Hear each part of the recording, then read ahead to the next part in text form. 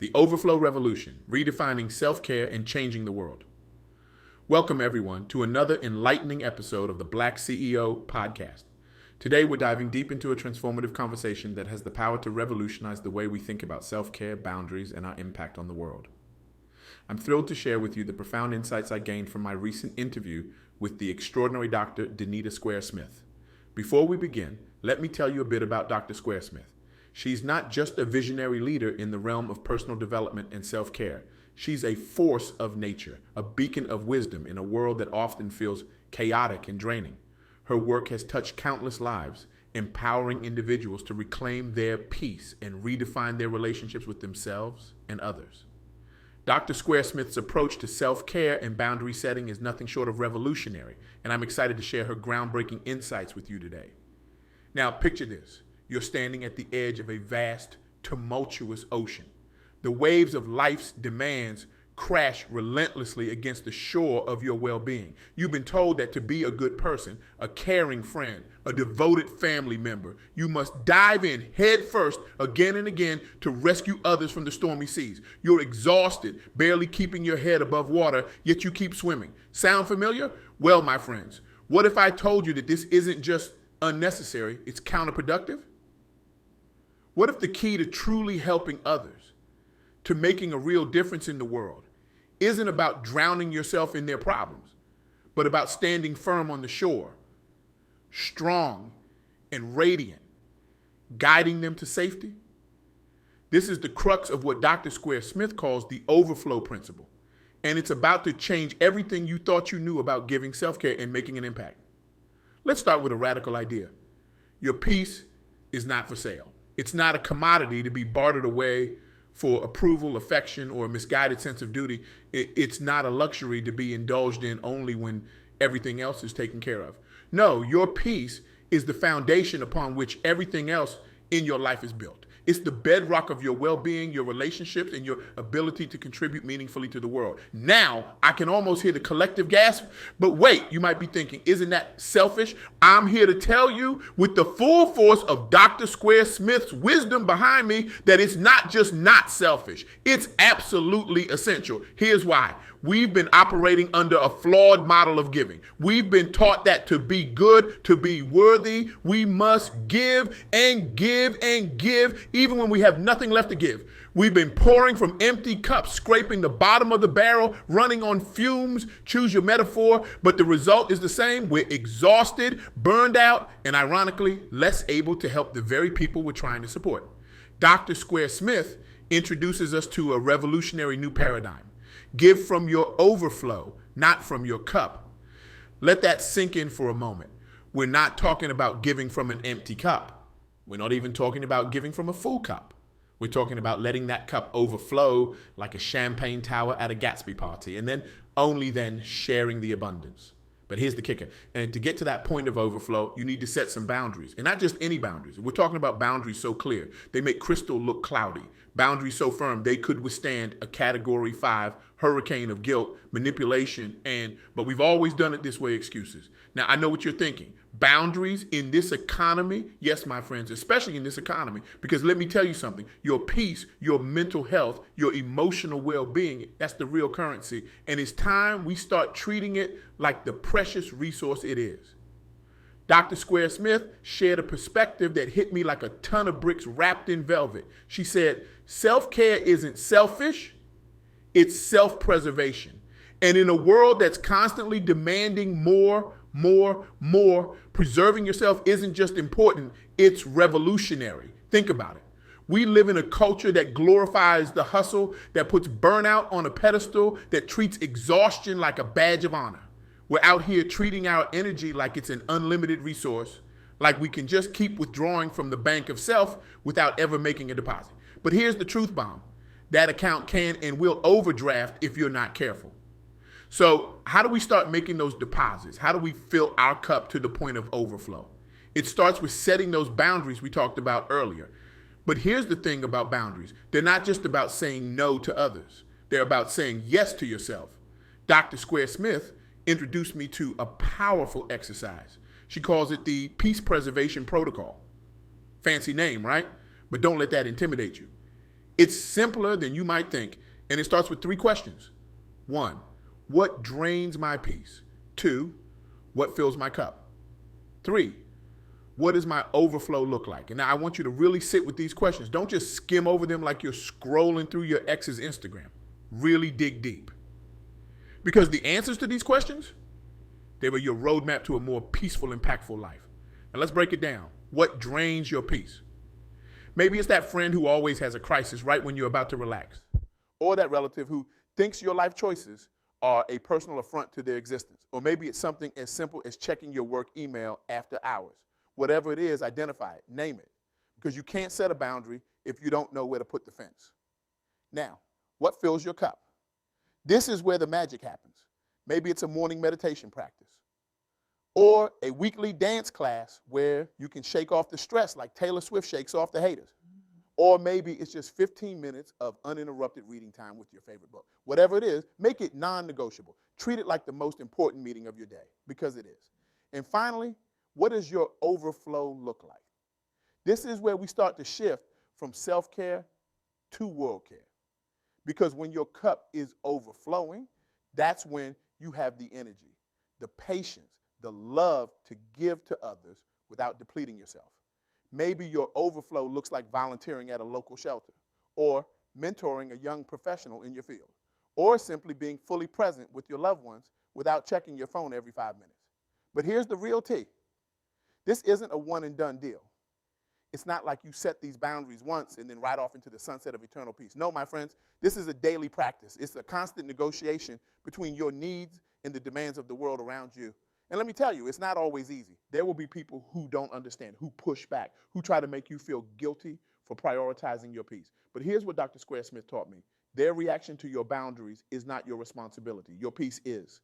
Now, I can hear some of you thinking, but what about in times of crisis?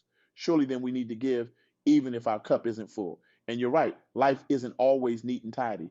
Sometimes we're called to step up even when we're running on empty. But here's the thing. If you've been practicing this overflow method, if you've been consistently filling your cup, you'll have reserves to draw from in those moments of crisis.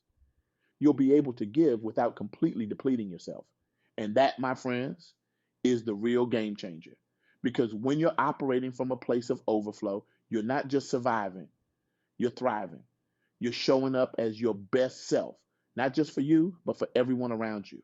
Dr. Square-Smith shared a powerful analogy that really drove this point home. She said, think of yourself as a lighthouse.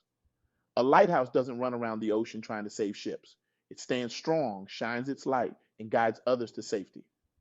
But if the lighthouse's light goes out, it can't help anyone. So I want you to think about that. Are you trying to be a rescue boat, exhausting yourself by chasing after every ship in distress? Or are you standing firm, shining your light, guiding others while staying grounded? Now, let me share with you a story that Dr. Square-Smith told me, one that perfectly illustrates the power of this approach. There was a woman, let's call her Sarah, who was known in her community as the go-to person for, well, everything. Need a babysitter at the last minute? Call Sarah. Need someone to organize the school fundraiser? Sarah's your gal. Need a shoulder to cry on at 2 a.m.? Sarah's phone was always on. Sarah prided herself on being there for everyone, all the time. She wore her exhaustion like a badge of honor. I'll sleep when I'm dead, she'd joke, downing her 4th cup of coffee for the day. But here's the thing. Sarah was drowning. Her own needs were constantly pushed to the back burner. Her health was suffering. Her relationships were strained. And despite all her efforts, she felt like she was never doing enough. It wasn't until Sarah had a complete breakdown. We're talking full-on ugly crying in the grocery store because they were out of her favorite cereal, that she realized something had to change. That's when Sarah discovered Dr. Square-Smith's work. She started implementing the peace preservation protocol. At first, it felt selfish. Saying no to people felt wrong. Taking time for herself felt indulgent. But slowly, something incredible started to happen. As Sarah filled her own cup, she found she had more to give, not less. Her yeses became more meaningful because they came from a place of genuine ability and desire to help, not obligation. She was more present with her kids because she wasn't constantly exhausted and resentful. Her work improved because she had the mental space to be creative and focused. And here's the kicker. The people around her started to change too. Seeing Sarah prioritize her well being inspired others to do the same. Her kids started to develop better boundaries. Her friends began to solve their own problems instead of immediately turning to her. Her community became more self sufficient and supportive as a whole. Sarah went from being a burned out martyr to a radiant example of what it looks like to live from a place of overflow. And her impact, it multiplied exponentially.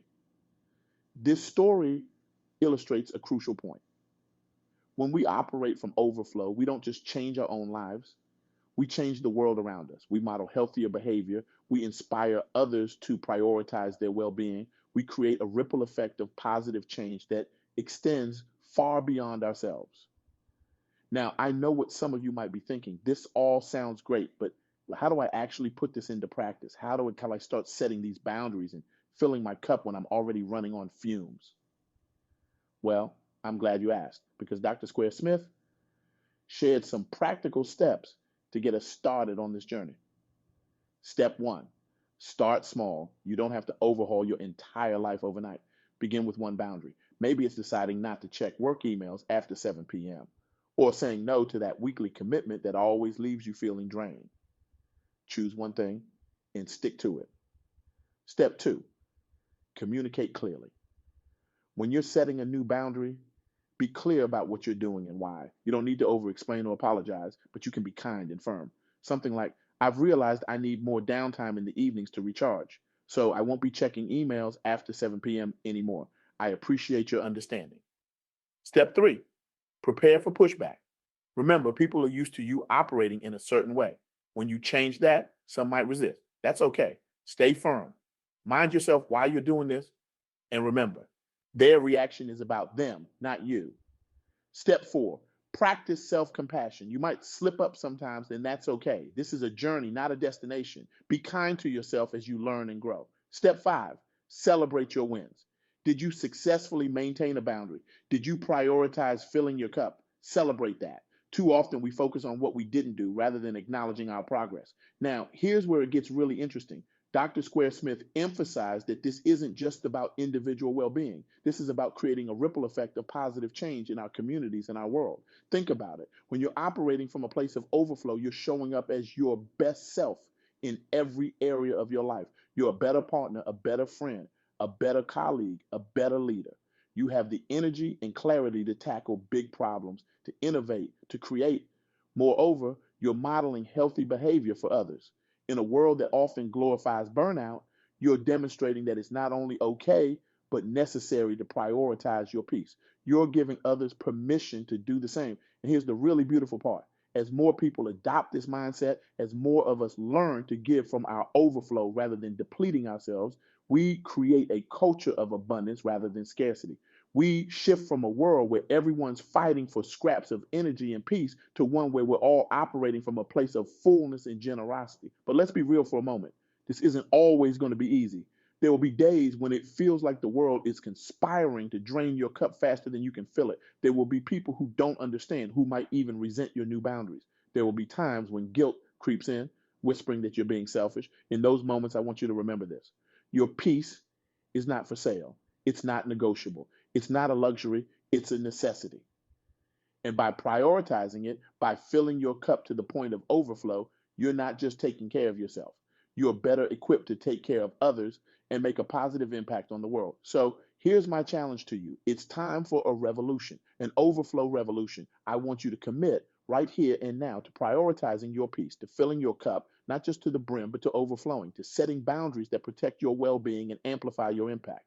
Start with the peace preservation protocol. Take some time this week to really dig into those 3 questions. What drains your peace? What fills your cup? What does your overflow look like? Write down your answers, make them concrete.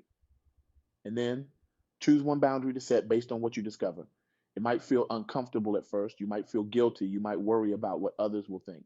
But I want you to push through those feelings, because on the other side of that discomfort is a life of greater peace, greater purpose, and greater impact. Remember, you are the guardian of your peace. You are the keeper of your boundaries. You are the one who decides how full your cup needs to be before you start pouring for others. And when you operate from that place of overflow, there's no limit to what you can achieve and how many lives you can touch. Imagine a world where we all operated from overflow, where burnout was the exception, not the norm, where we had the energy and clarity to solve big problems, to create beautiful things, to truly be there for one another. That world is possible, and it starts with you. It starts with your commitment to your own well-being. So let's raise a glass, a full overflowing glass, to setting boundaries, to prioritizing peace, and to giving from our overflow. Here's to a life where our peace is not for sale, but our impact is immeasurable. As we wrap up this talk, I want to leave you with one final thought from Dr. Square-Smith. She said, when you prioritize your peace, you become a force of nature. You become unstoppable. And that's when you truly change the world. So go forth and overflow, my friends. The world is waiting for your light to shine at its brightest. Thank you.